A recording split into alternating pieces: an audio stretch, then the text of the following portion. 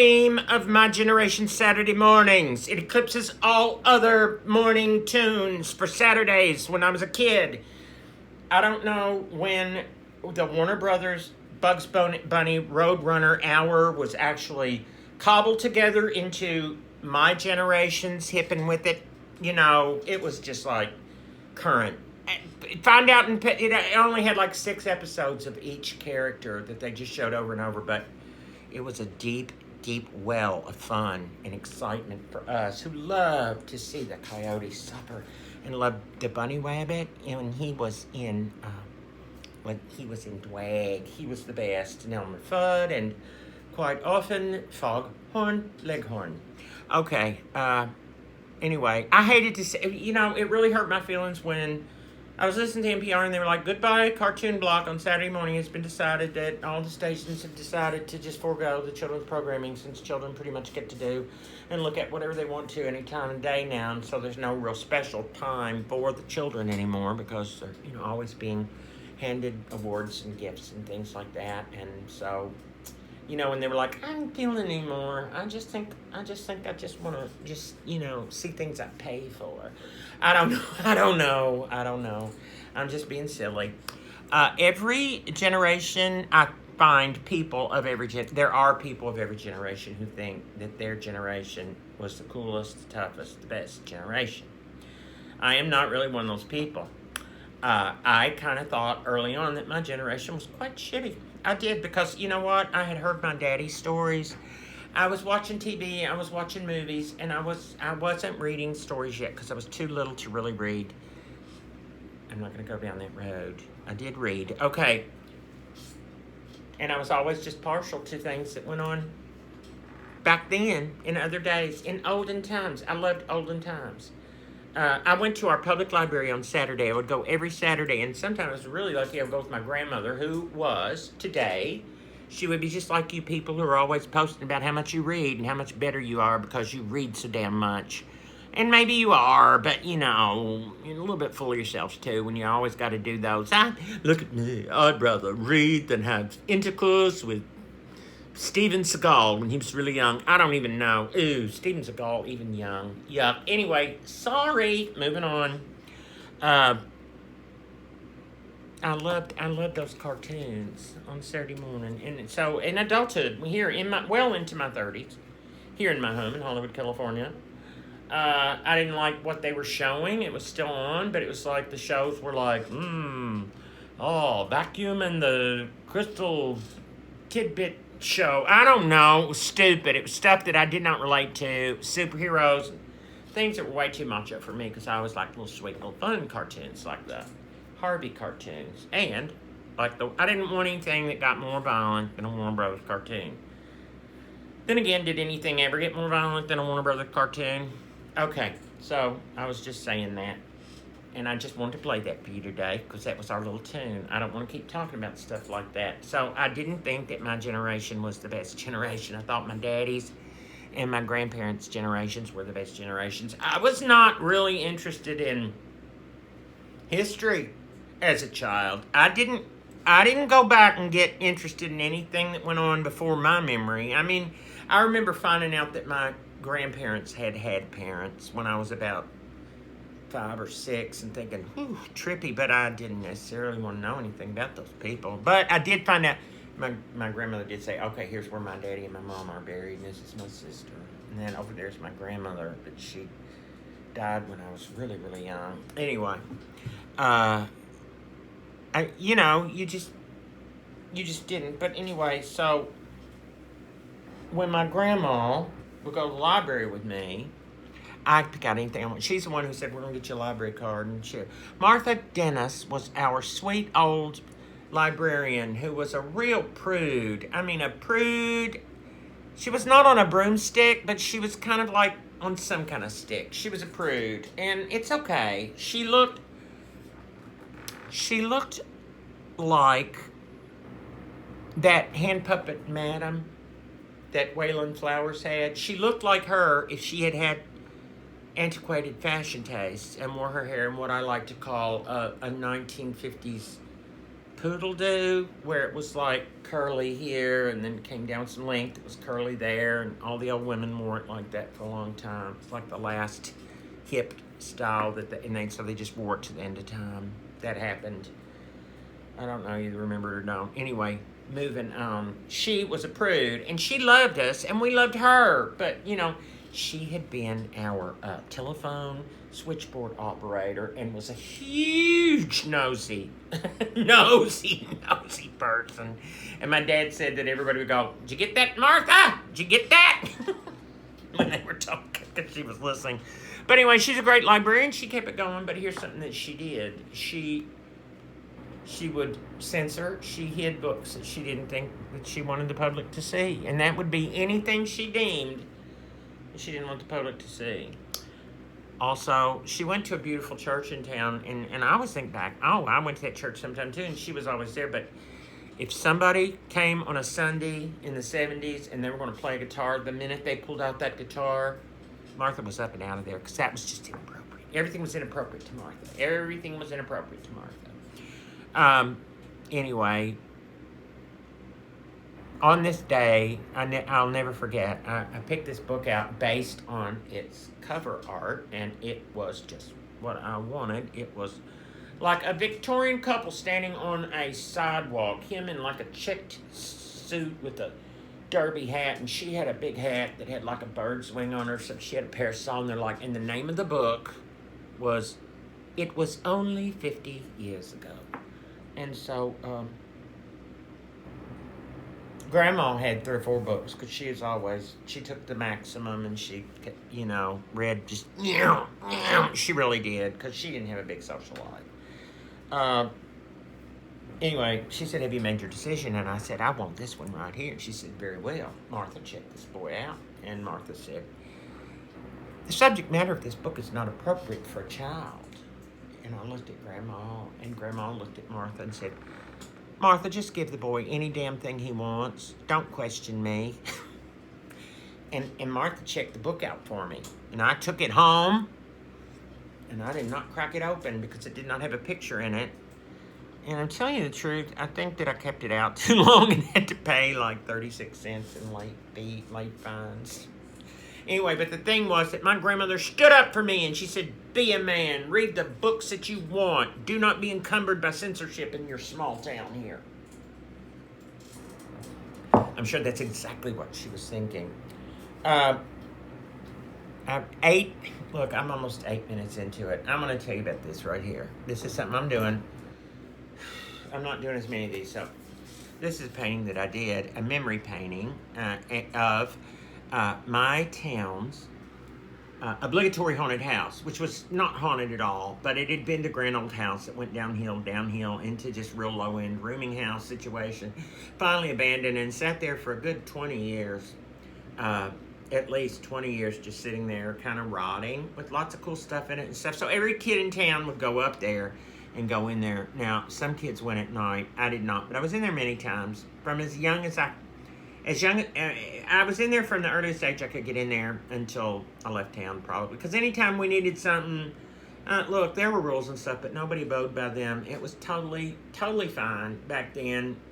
We knew who owned this house. We knew that all her stuff was hauled up there because she didn't want to have to deal with it down when she sold the other property. So they just hauled it up there and filled this up. And it lived with the birds and the bats and the bees and this big old tumble down the house for the next 20-something years. So, but I always had an affinity for this place. I loved it. We loved it. Good memories. And it was, enthralled by it. So I recreated it totally out of my memory. And I got it correct. Even the really kind of weird, questionable front porch with its that hump, where that hump was up over the part of the door, but the porch didn't. Anyway, I'm gonna shut up about that. So the thing is, I have had some luck recreating images of moments and places in my hometown that do not exist like that anymore, and of which there are no photographs. So I did this, and I thought I could do this with a few other places, and I've got some places in mind. And, of course, my bestie back home said, "Do this one." I said, "I'm going to do that one eventually, but I'd kind of like to do some places that I remember that probably other people wouldn't remember." Like, I'm not going to give you examples, but there were little houses around town on little leafy green roads in town, little houses that were just charming to me, covered in gray asphalt siding with little porches and just precious, not big at all, and they just disappeared. When I went to Eli Brown in the first grade, there was a little house that was directly across, but down just a little from Eli Brown. It was the last house on Hill Street, in the residential district of Hill Street. It was the last one, but it was a little bit removed, and it just had a field behind it and a fence here, and it was a little gray asphalt-sided house. It didn't make anybody think it was brick.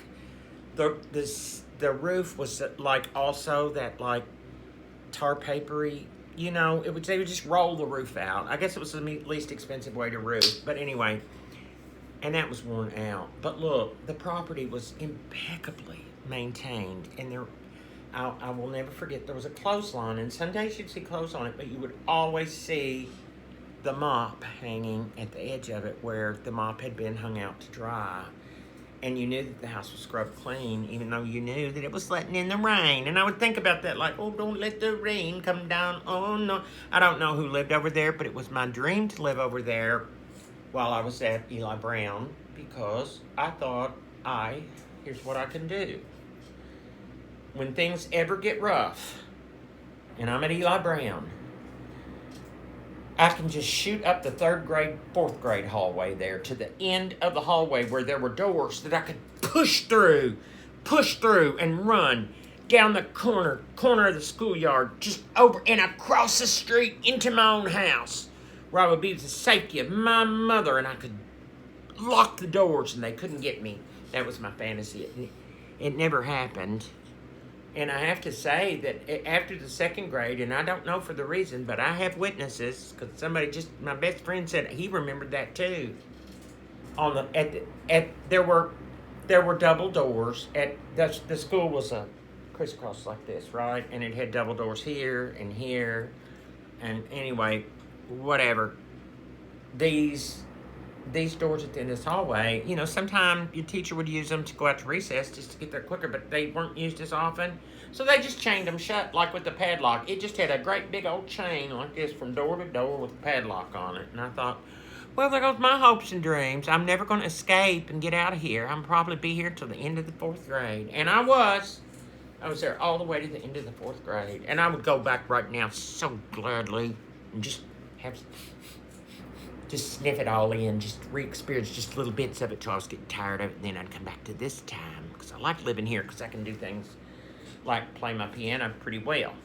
I couldn't play my piano really well back then. Anyway, we're 13 minutes in, and I was going to tell you this one last thing. Let me see. So I had done this, and I also did, I don't have the painting, because I did eventually sell it to someone who absolutely deserved to have it. She's just the dearest, most wonderful, and has been a wonderful patron of this old boy. And we grew up together, and it meant as much to her as it meant to me. Obviously so. She paid beautifully for it. So I was trying to do I thought I want to do the inside of a beloved business in town that was the grocery store that was owned by African American people, and it was right at the foot of our school hill. It was also right at the foot of Hill Street, which was just what it was. The neighborhood that was mostly black people lived up there. Look, I have friends now that I didn't have then, who are older than I am, and I'm not saying they're old, but I'm saying people who were around when I wasn't around, who do, because I always said, oh, my hometown, there was no racism, there was nothing like that going on, but yet there were places where integrated completely. My daddy grew up integrated down on Hot Bottom. It's totally integrated. They were one of the only white families down there and didn't think a thing about it. Not a thing. It was just, anyway, whatever. Oh,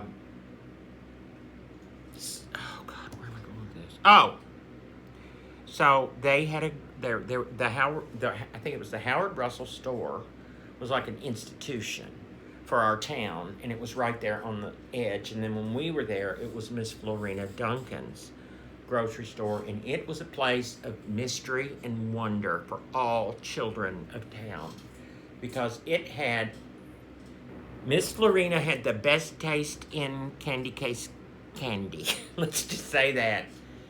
If you wanted it, she had it. She had candies that were, I swear, she had candies that were probably made in the 1860s. She had the cinnamon lollipop. She had the best of everything, the best lollipops. When I was really little, she was the only place in town that always stocked candy necklaces and candy braces and wax lips, both elegant, beautiful ones and big blue ones with buck teeth. She just had it all for us. And in my memory, when you stepped in the store, you actually smelled the cinnamon of the red hot cinnamon stuffers that were like ice cubes, but they were red. Anyway, so I thought, well, let's do this. So in my mind, I had a definite picture of it, right? And I went to AI, because I went to AI and said, let me just see something here. And I described it, and this thing is, I would never copy the AI directly. I wouldn't, but I do allow it to delve into places that where I'm like sketchy. Like it can bring up a memory of lighting. I mean, it will show you how to light something. I mean, you don't have to paint it like that, but if you say do this, but backlit, so that's it. So all I remember about the store was the candy. I remember Miss Florina and Emmett, and I remember a stove, a heat stove in the wintertime, and I remember darkness, just much darkness, and just one bare light bulb hanging in the middle of the room. So when you stepped in, anytime, your eyes had to get used to it because you were stepping in even from, well, I guess at nighttime, but nobody was going in there much at night. I guess in the wintertime when the days were shorter. But the thing is, whenever I was in there, everything was backlit, and I was only there for candy, so for some reason I thought that it was like you stepped directly into that candy counter. I have a dear old friend I grew up with in my hometown. People give me so much credit for being like a local artist, but that's probably because since the day I was born, I was out there going, woo, look at me, look what I can do. Hey, have you seen what I can do? Look at me, woo, woo. I think that I was doing that, but this other friend of mine, he was doing that in his own way, because we all have to get out there and do our things, but we were so lucky to be in a very special art class together. It sounds like special needs. It was a special needs art class. Our teacher created an art class called Specialized Art for children whom she deemed exceptional, who might want to go a little further with what they're doing. And he and I were both in that class, thank God. I was in there 3 years because I was the only class to be in there 3 years. We were the only class to be in there 3 years. Because after that first year, our teacher made a decision to not take recommendations from the junior high teachers because a couple ended up being placed in there who shouldn't have been. And a couple ended up not being placed in there who damn well should have been. And you know what? She made it right. The next year, those kids that should have been were in. And then the other one, she didn't say, you shouldn't be in here. She just let her be in there, doing her little whatever every day. It was okay. It was okay because she was a nice person, just a good person. Well, my friend, see, I went on my way and was like, I'm an artist, I'm doing this. He went on his way too, and he academically just soared, and he is a PhD of the arts, man. He's a doctor of art. He blew the lid off of it and got out of town. That's where he went. And he is a long time respected artist and professor. And so I was thinking, I can't quite get this in my memory right. So I reached out and said, hey, bud, can you please straighten me out here? And he came back in like 10 minutes and said, here's a really quick sketch of the entire layout. And it was the bomb. And it was everything I didn't remember all that. I couldn't paint that. All I remember is just 2 windows, a stovepipe, 2 rocking chairs, and a candy counter. Oh, it had everything in it. And you could walk into it. It was a regular store. Candy case wasn't where I thought it was. It was over there. Anyway, So I was thinking about it, and I said, thank you so much. And then I thought, I shouldn't even attempt that. You know who should do it? The PhD of art. And he has a completely different natural style than I do. And I love it, and I respect it. And it's very highbrow. He is a highbrow artist, and he deserves to be a highbrow artist. And look, I'm dying to see what he will do with it. If he will take my dare, and he will paint with his emotions in whatever medium he chooses to relay the feeling of one of the sweetest places in town, Miss Florina Duncan's grocery store in Bloomfield, Kentucky.